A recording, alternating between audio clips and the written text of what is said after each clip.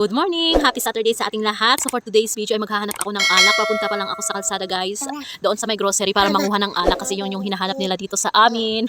So napadaan ako dito sa napakagandang ilog namin, Charis. So medyo madami yung tubig, no?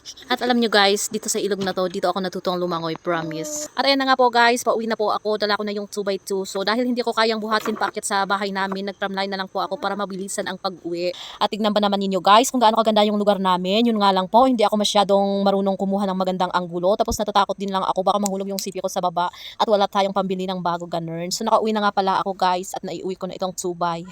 At pagkatapos niyan sinampay ko po yung nilabhan ko kaninang umaga. Then pagkatapos pumunta dito sa likod ng bahay para maglinis ng mga damo. Sadyang mabilis talagang dumami at lumaki yung mga damo kasi tag-ulan na naman po.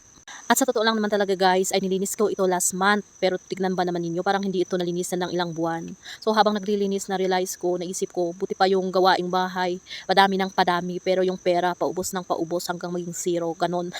Hugot ba? At alam nyo mga kataong bahay, everyday marami akong plano na gawin, kaso nga lang limited talaga kasi nagbabantay ako ng mga maliliit kong tsunakis tulad nito. Habang naglilinis ako dito sa may likod ng bahay namin, nandoon sila sa loob ng bahay naglalaro, minsan may umiiyak pa. Pero syempre, isa na akong nanay, kaya no choice, kailangan ko talagang kumilos sa mga gawaing bahay at mga ganitong gawain kasi wala din lang namang ibang gagawa, diba? Pero stop muna ako dito guys, hindi pa ako tapos pero parating na yung ulan. At buti na lang umigip si kuya ng tubig, oh. At ayan na nga, umuulan talaga. Minsan talaga umaaraw, tapos mamaya uulan. Ay nako, napaka yung weather.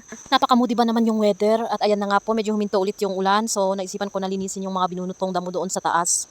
At kailangan ko talagang tapusin ngayon guys yung trabaho ko kasi bukas na naman, iba na naman yung plano kong gawin. So naglagay din ako ng flood control dito sa may likod ng bahay namin. Palagi ko naman talagang nilalagyan ito ng kanal, kaso nga lang pag umulan talaga ng malakas, talagang natatabunan ng lupa yung ginagawa kong kanal. So ayan, hindi masyadong malalim yung ginawa kong kanal kasi mamaya na naman ulan ng malakas talagang matatabunan yarn.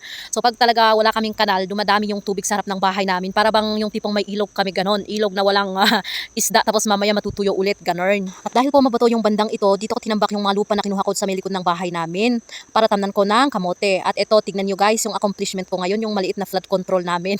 So okay na yan para hindi kami bahain. Ayan, so pinagpawisan na rin ako, magandang exercise yun, di ba? Ayan, so maganda sa katawan. So thank you for watching. See you on my next video.